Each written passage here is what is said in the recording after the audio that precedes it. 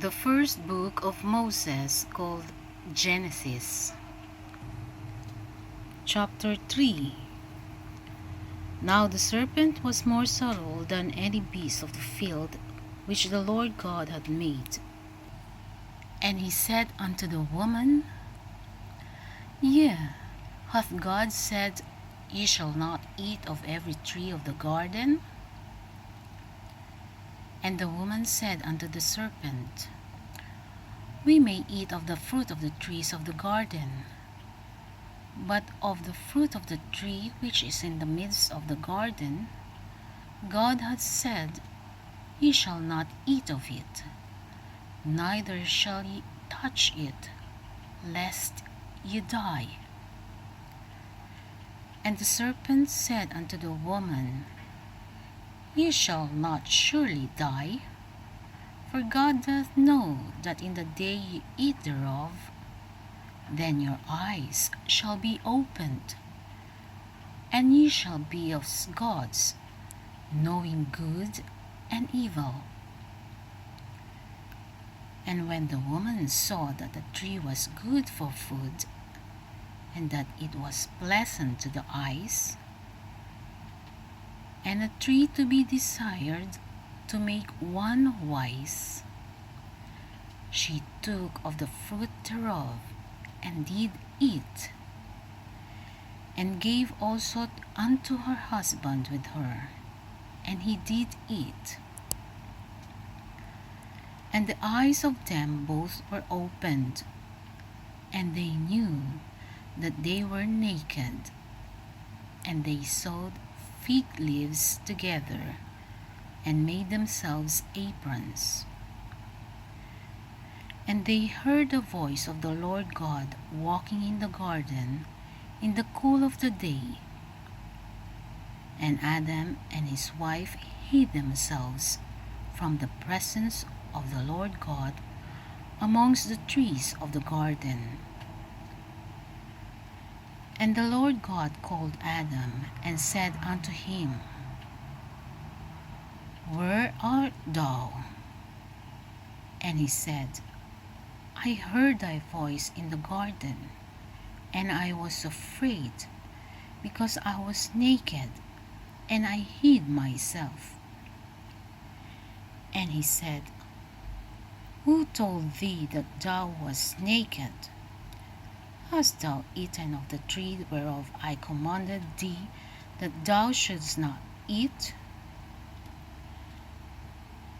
And the man said, The woman whom thou gavest to be with me, he gave me of the tree, and I did eat. And the Lord God said unto the woman, What is this that thou hast done? And the woman said, The serpent beguiled me, and I did eat.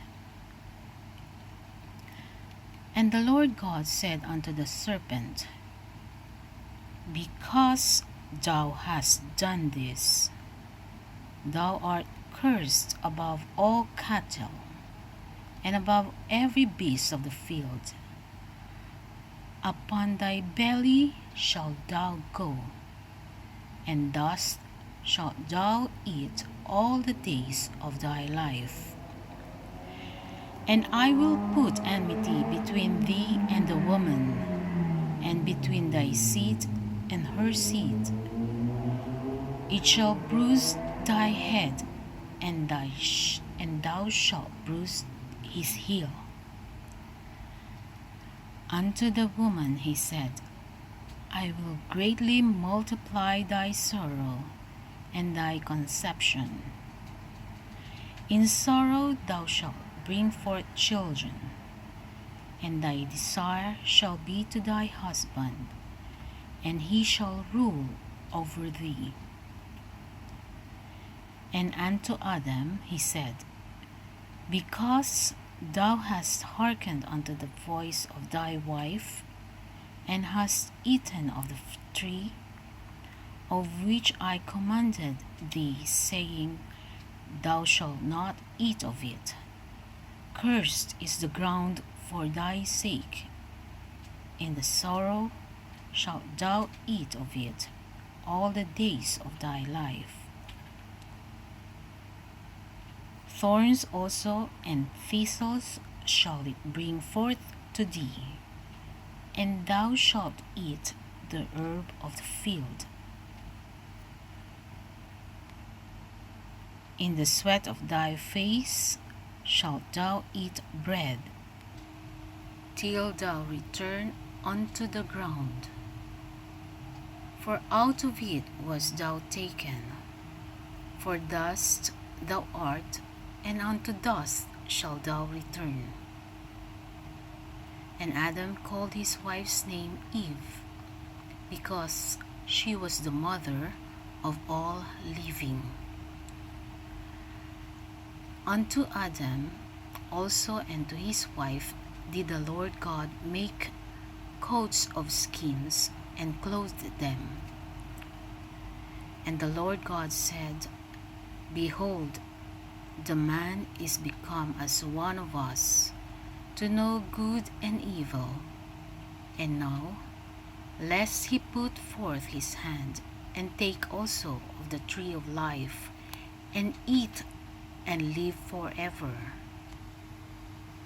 Therefore the Lord God sent him forth from the Garden of Eden, to till the ground from whence he was taken.